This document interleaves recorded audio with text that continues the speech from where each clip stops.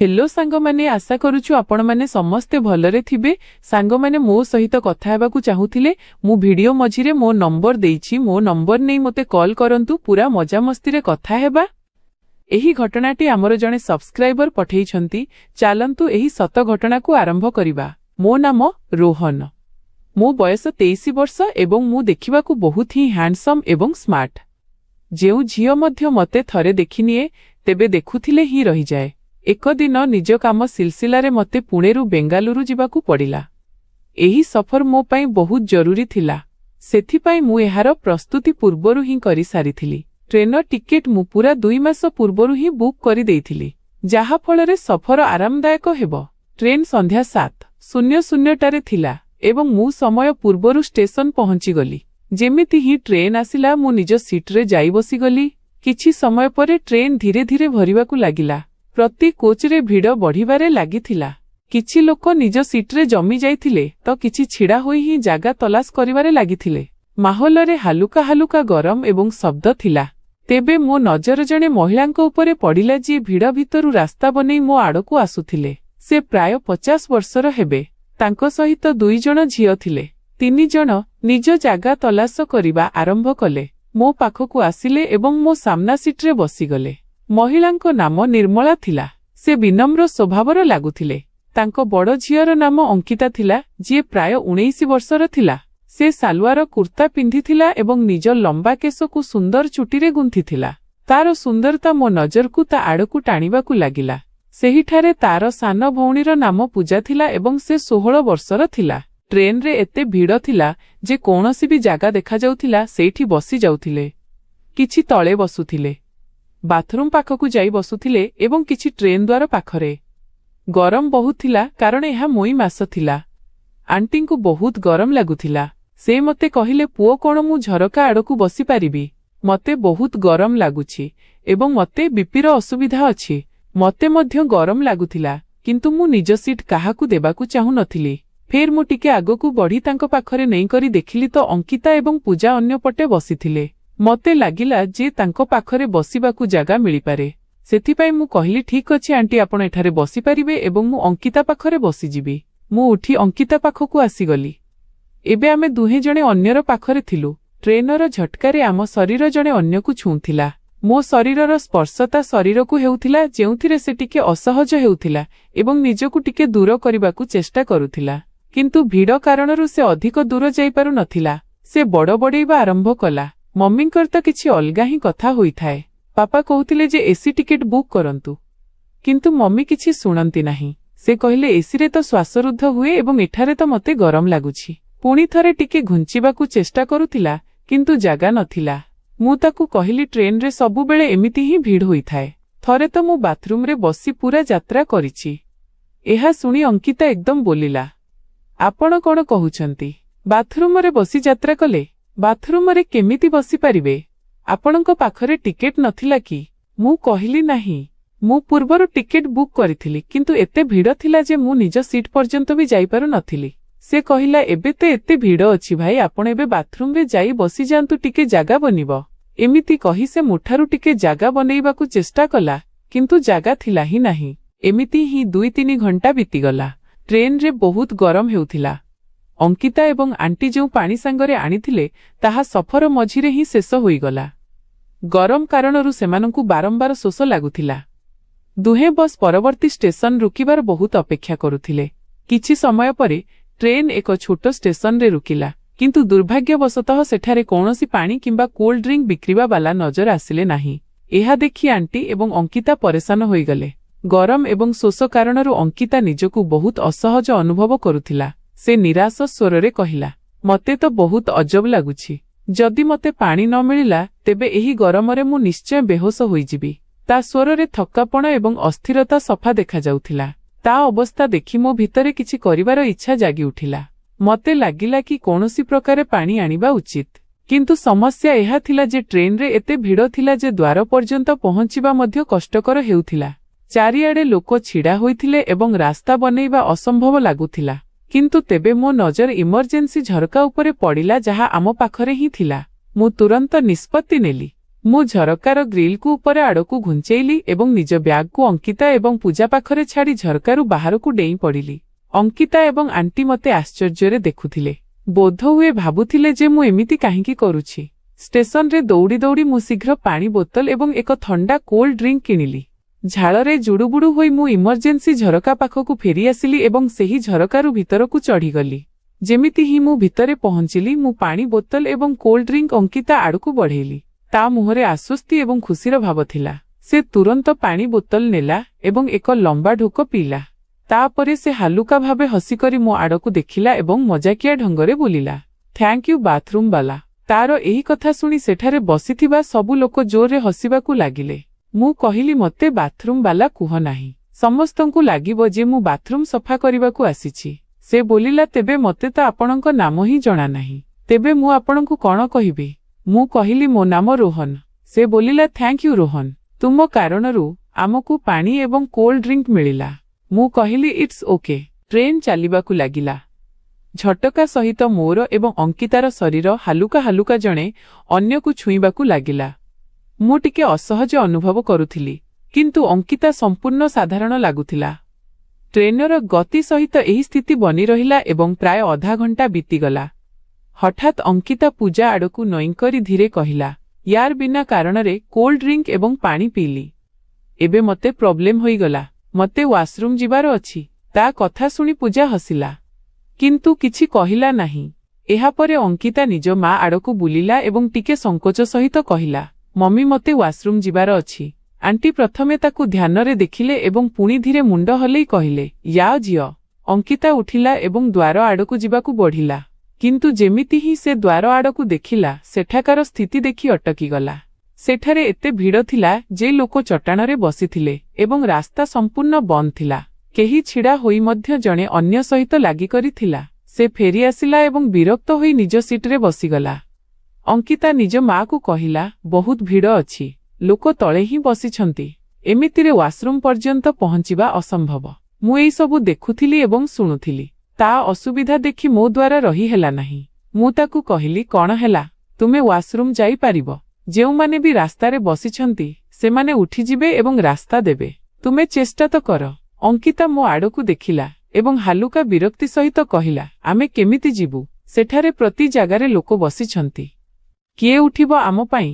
Anti ମୋ ଆଡ଼କୁ ଦେଖିଲେ ଏବଂ କହିଲେ, ପୁଅ, କ'ଣ ତୁମେ ଏମାନଙ୍କ ସହିତ ଯାଇପାରିବ?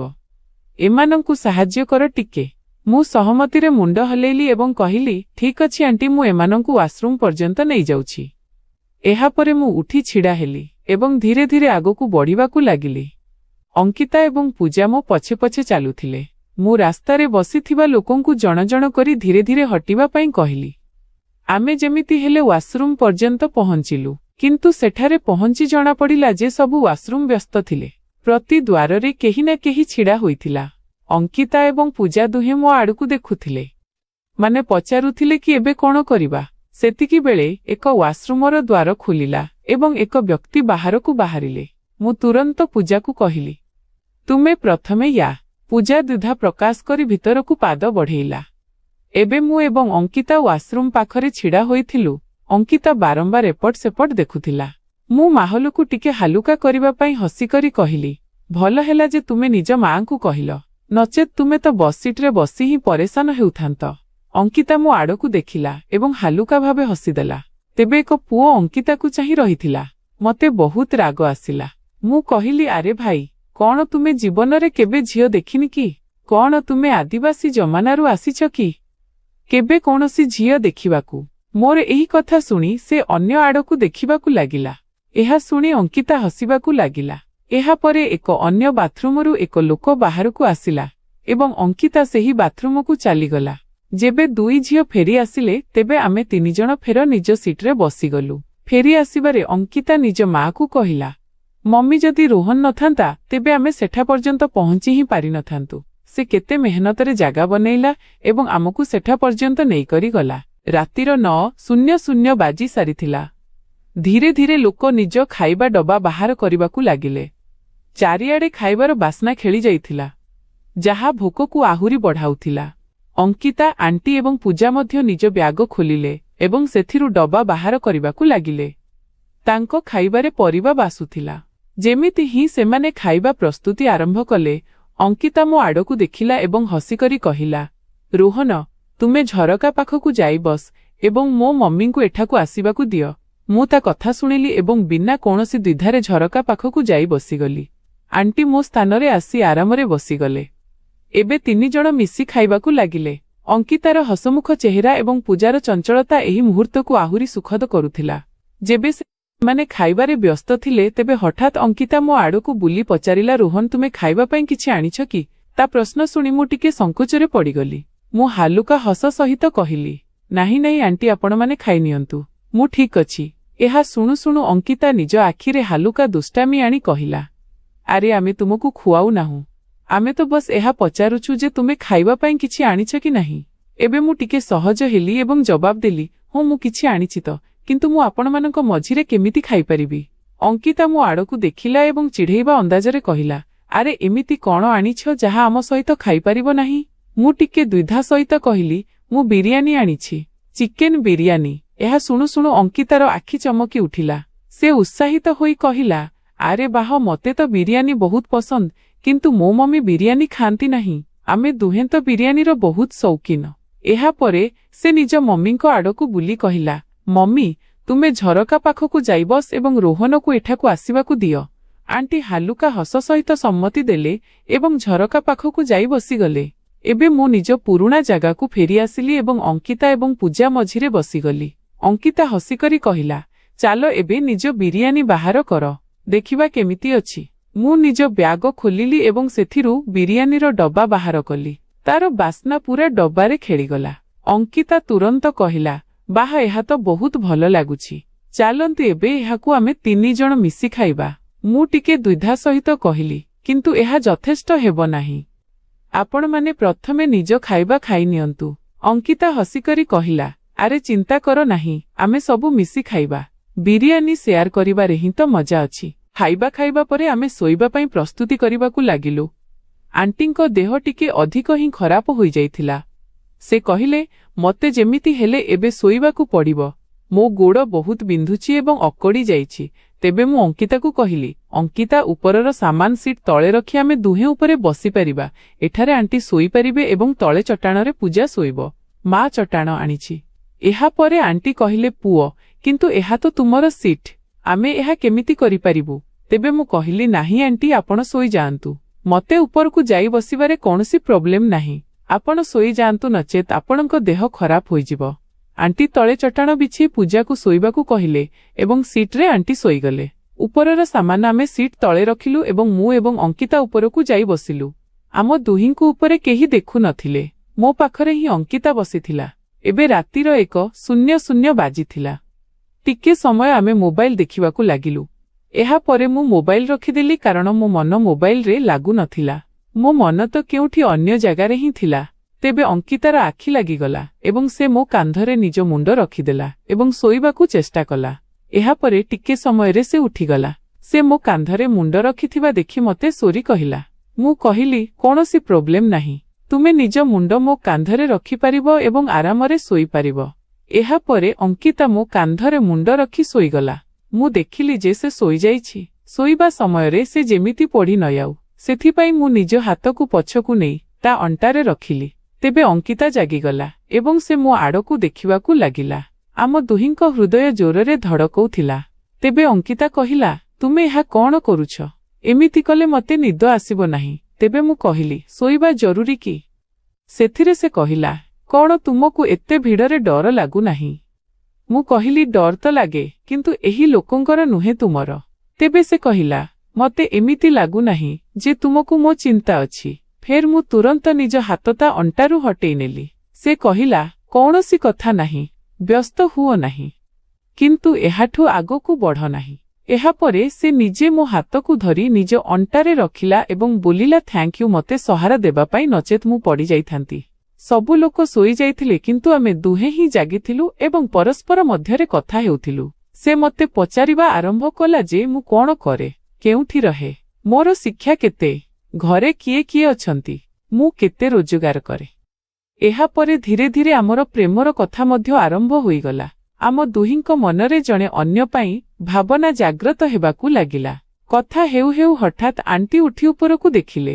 ଯେବେ ସେ ଆମକୁ କଥା ହେଉଥିବା ଦେଖିଲେ ତେବେ ଅଙ୍କିତା ତୁରନ୍ତ ଶୋଇବାର ନାଟକ କରିବାକୁ ଲାଗିଲା। ତେବେ ଆଣ୍ଟି କହିଲେ, ଅଙ୍କିତା ତୁମେ ତଳକୁ ଆସି ଶୋ, ମୁଁ ବସୁଛି।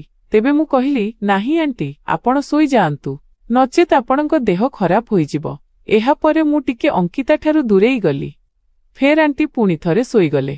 ମତେ ଏହା ଅନୁଭବ ହେଉନଥିଲା ଯେ ଅଙ୍କିତା ମୋଠାରୁ ଦୂରକୁ ଯାଉ। ଟିକେ ସମୟ ପରେ ଅଙ୍କିତା ମୋ ହାତ ଧରି ମତେ କହିଲା, ଶୋଇଗଲ କି ରୋହନ? ତେବେ ମୁଁ ମଧ୍ୟ ତା ହାତ ଧରିଲି ଏବଂ ଧୀରେ ଧୀରେ ସାଉଁଟିବାକୁ ଲାଗିଲି। ଫେର ମୁଁ କହିଲି, ଏତେ ସୁନ୍ଦର ଝିଅ ପାଖରେ ବସି ଶୋଇବାକୁ ମନ କେମିତି କରିବ? ତେବେ ସେ ହାଲୁକା ହସ ଦେଲା ଏବଂ ଲାଜ କରି ତଳକୁ ଦେଖିବାକୁ ଲାଗିଲା। ଆମକୁ ଏବେ ବହୁତ ଶୀତ ଲାଗୁଥିଲା। ମୁଁ ନିଜ ବ୍ୟାଗରୁ ଚାଦର ବାହାର କରି ଆମେ ଦୁହେଁ ଏକାଠି ଏକା ଚାଦର ନେଲୁ। ଆମ ଦୁହିଁଙ୍କୁ ନିଦ ଆସୁନଥିଲା। କେବେ ମୁଁ ତାକୁ ଦେଖୁଥିଲି ତ କେବେ ସେ ମୋତେ ଦେଖୁଥିଲା। ଫେର ଧୀରେ ଧୀରେ ମୁଁ ନିଜ ହାତ ତା ଅଣ୍ଟାରେ ରଖିଲି। ତାକୁ ମଧ୍ୟ ଏହି ସବୁ ଭଲ ଲାଗୁଥିଲା। ତାପରେ ଆମେ ଦୁହେଁ ଚାଦରରେ ନ ଜାଣି କେତେ କଣ ଅଯଥା କଥା କରିବାକୁ ଲାଗିଲୁ। ଆମ ଦୁହିଁଙ୍କ ମନରେ ଜଣେ ଅନ୍ୟ ପାଇଁ ବହୁତ ସ୍ନେହ ହୋଇଯାଇଥିଲା। ସାରା ରାତି ନିଦ ଆସିଲା ନାହିଁ। ସକାଳର 7:00 ବାଜି ସାରିଥିଲା ଏବଂ ଟ୍ରେନ୍ ପରବର୍ତ୍ତୀ ଷ୍ଟେସନରେ ଆସି ରୁକିଲା। ଯେମିତି ହିଁ ଟ୍ରେନ୍ ରୁକିଲା ମୁଁ ଏବଂ ଅଙ୍କିତା ନିଜ ନିଜ ସ୍ଥାନରୁ ଅଲଗା ହୋଇ ଦୂରରେ ବସିଗଲୁ। ମୁଁ ନିଜ ଚାଦର ଘୋଡ଼େଇ ହେଲି, ଯେବେ କି ଅଙ୍କିତା ଅନ୍ୟ ପଟକୁ ଯାଇ ବସିଗଲା। ଆଣ୍ଟି ଯେବେ ଉଠିଲେ ତେବେ ସେ ଦେଖିଲେ ଯେ ଆମେ ଦୁହେଁ ଜଣେ ଅନ୍ୟଠାରୁ ଦୂରେଇବାକୁ ଚେଷ୍ଟା କରିଛୁ। ସେ ଅଙ୍କିତାକୁ ଦେଖିଲେ ଯେ ଶୋଇବାର ନାଟକ କରୁଥିଲା। ଆଣ୍ଟି ତାକୁ ହାଲୁକା ଭାବେ ହଲେଇ କହିଲେ, ଝିଅ ଚାଲ ବାଥରୁମରେ ଫ୍ରେଶ ହୋଇଯିବା। ଏବେ ଯିବା ତ ଆରାମରେ ହୋଇଯିବ, ନଚେତ ଟିକେ ସମୟ ପରେ ବହୁତ ଭିଡ଼ ହୋଇଯିବ। ଅଙ୍କିତା ମନ ମାରି ଉଠିଲା। ଫେର ଆଣ୍ଟି ମୋ ଆଡ଼କୁ ଦେଖି କହିଲେ, ରୋହନ ତୁମେ ମଧ୍ୟ ଉଠିଯାଅ ଏବଂ ଫ୍ରେଶ ହୋଇଯାଅ। ମୁଁ ତୁରନ୍ତ ଚାଦର ହଟେଇଲି ଏବଂ ତାଙ୍କ ସହିତ ଚାଲିଲି। ଆମେ ତିନିଜଣ ଜଣ ଜଣ କରି ବାଥରୁମରେ ଯାଇ ଫ୍ରେଶ ହୋଇଗଲୁ। ଏହାପରେ ଆମେ ଷ୍ଟେସନରେ ଓହ୍ଲାଇ ପାଖର ଷ୍ଟଲରୁ ଚା ଏବଂ ଜଳଖିଆ ନେଲୁ। ଆମେ ସାଙ୍ଗ ହୋଇ ବସି ଜଳଖିଆ କଲୁ। ସେହି ସମୟରେ ମଧ୍ୟ ଆମ କଥାବାର୍ତ୍ତାରେ ହସ ମଜାକର ସିଲସିଲା ଚାଲୁ ରହିଲା। ଜଳଖିଆ କରିବା ପରେ ଆମେ ଫେର ଟ୍ରେନରେ ଆସି ବସିଗଲୁ। ଟ୍ରେନ୍ ଧୀରେ ଧୀରେ ଷ୍ଟେସନରୁ ଆଗକୁ ବଢ଼ିବାକୁ ଲାଗିଲା। ଦିନ ସାରାର ସଫର ଏମିତି ହିଁ ଚାଲୁ ରହିଲା। ଆମେ ତିନିଜଣ ସାଙ୍ଗରେ ଖାଇବା ଖାଇଲୁ ଏବଂ ଜଣେ ଅନ୍ୟର କମ୍ପାନୀର ଆନନ୍ଦ ନେଲୁ। କିନ୍ତୁ ସନ୍ଧ୍ୟାର ପ୍ରାୟ 4:00ଟାରେ ହଠାତ୍ ଟ୍ରେନ୍ ରୁକିଗଲା। ପ୍ରଥମେ ତ ଆମକୁ ଲାଗିଲା ଯେ ଏହା କୌଣସି ସାଧାରଣ ବାଧା ଏବଂ ଟ୍ରେନ୍ ଶୀଘ୍ର ଚାଲିବାକୁ ଲାଗିବ। କିନ୍ତୁ ବହୁତ ସମୟ ଅପେକ୍ଷା କରିବା ପରେ ମଧ୍ୟ ଟ୍ରେନ୍ ହଲିଲା ନାହିଁ। ଟିକେ ସମୟ ପରେ ଟିଟି ଝରକା ପାଖକୁ ଆସିଲେ ଏବଂ ଆମକୁ କହିଲେ, ଟ୍ରେନ୍ 3 ଘଣ୍ଟା ପାଇଁ ରୁକି ରହିବ। ଇଞ୍ଜିନରେ କିଛି ଯାନ୍ତ୍ରିକ ତ୍ରୁଟି ହୋଇଯାଇଛି ଯାହାକୁ ଠିକ୍ କରାଯାଉଛି। ଏହା ଶୁଣି ଆମେ ସମସ୍ତେ ନିରାଶ ହୋଇଗଲୁ। ଏବେ ଟ୍ରେନ୍ରେ ବସି ବସି ବିରକ୍ତ ଲାଗିଲା। କୌଣସି ବି ଯାତ୍ରୀ ନିଜ ଜାଗାରୁ ଉଠୁନଥିଲେ। ଟ୍ରେନ୍ରେ ଭିଡ଼ ପୂର୍ବ ପରି ହିଁ ରହିଥିଲା। ଟିକେ ସମୟ ପରେ ଟ୍ରେନ୍ ଚାଲିବାକୁ ଲାଗିଲା ଏବଂ ରାତିର 10:00ଟାରେ ଟ୍ରେନ୍ ବେଙ୍ଗାଲୁରୁ ପହଞ୍ଚିଲା। ଷ୍ଟେସନରେ ଯେବେ ଟ୍ରେନ୍ ରୁକିଲା ତେବେ ଅଙ୍କିତା ଏବଂ ତା ପରିବାର ନିଜ ସାମାନ ନେଇ ପ୍ଲାଟଫର୍ମରେ ଓହ୍ଲାଇ ପଡ଼ିଲେ। ଅଙ୍କିତାର ପାପା ତାଙ୍କ ଅପେକ୍ଷା କରୁଥିଲେ। ସେ ଜଣେ ଶାନ୍ତ ଏବଂ ଗମ୍ଭୀର ବ୍ୟକ୍ତିତ୍ୱର ବ୍ୟକ୍ତି ଥିଲେ। ଯେମିତି ହିଁ ସେ ଆଣ୍ଟି ପୂଜା ଏବଂ ଅଙ୍କିତାକୁ ଦେଖିଲେ, ତାଙ୍କ ମୁହଁରେ ଚମକ ଏବଂ ଖୁସି ଦେଖାଗଲା। ସେ ଆଣ୍ଟିଙ୍କୁ କହିଲେ, ସଫର କେମିତି ଥିଲା? ଆପଣ ସବୁ ଠିକ୍ ଅଛନ୍ତି? ଆଣ୍ଟି ହସିକରି ଜବାବ ଦେଲେ, ହଁ ସଫର ଆରାମଦାୟକ ଥିଲା। ରୋହନ ନାମର ପୁଅଟି ବହୁତ ସାହାଯ୍ୟ କଲା। ସେ ବହୁତ ଭଲ ପୁଅ।